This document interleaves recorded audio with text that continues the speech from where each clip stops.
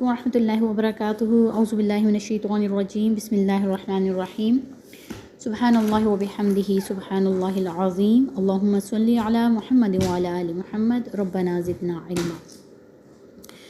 کچھ ٹرمز ہیں جو ہمیں سیکھنی ہوں گی انشاءاللہ، کیونکہ یہ ٹرمز آگے جا کے ہمیں کام آئیں گی جب ہم وقف کی کیفیات پڑھیں گے اور جب ہم مدات پڑھیں گے اپنی، ہمیں جو یعنی عارضی مد ہے، مد عارض کیا ہے، تو وہاں پہ ہمیں سکون اصلی، سکون عارضی کی ٹرم یوز ہوگی۔ تو ان ٹرمز کو آج سیکھ لیتے ہیں۔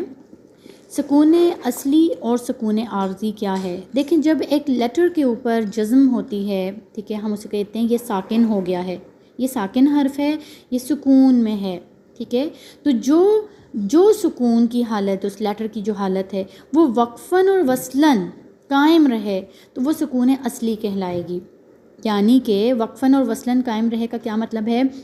یعنی کہ وہ لیٹر اس طرح ہے جیسے یہاں سامنے آپ اسکرین پہ دیکھیے، اولئک علی ھدی من ربہم۔ ربہم کے بعد سے ہماری آیت ختم ہو گئی، یا ہمیں کوئی بھی علامت ملی وقف کی تو ہم اس پہ رک گئے۔ اب جب ہم نے اس پہ وقف کیا تو یہ وقفاً ربہم کر کے چھوڑیں گے، اور اگر ہم وقف نہیں کر رہے اور اگلا پارٹ بھی آیت کا اس کے ساتھ ہی شروع کرتے ہیں تب بھی یہ ربہم ہی رہے گا، کیونکہ میم کا جو سکون ہے وہ سکون اصلی ہے۔